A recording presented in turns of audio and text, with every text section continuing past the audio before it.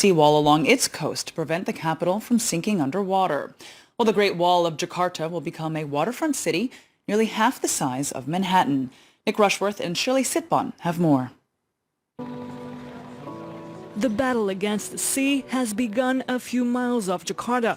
Cranes and bulldozers are at work to build what will be the world's biggest seawall, 35 kilometers long.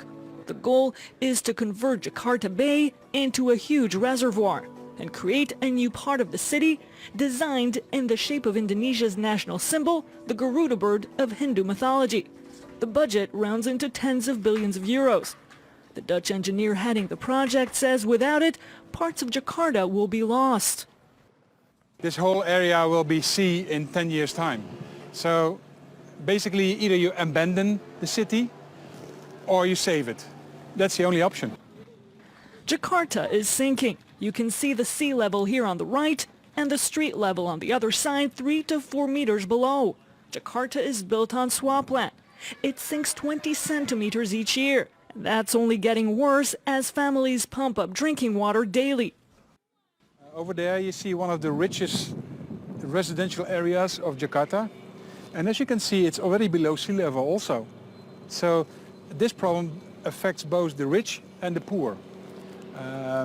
So everybody on the coastline basically is threatened by this sea level that's going up. Around 4 million people are hit by flooding several times a year. Hundreds die, thousands are left homeless, and one of the world's most densely populated cities grinds to a halt. Lati, whose home has been hit 20 times, says recent flooding was especially bad. Air laut itu masuk ke rumah. The seawater rose to this height. Jadi barang-barang pun kita We couldn't save anything in the house. Nyelamatin barang-barang kita nggak bisa, cuman nyawa aja. We had to stay upstairs to avoid drowning.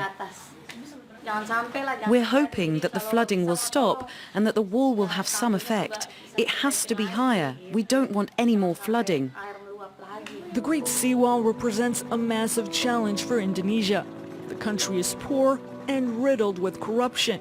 It will have to pay huge sums to ensure that parts of the capital are not permanently underwater. The goal is to complete the project by 2022. Next.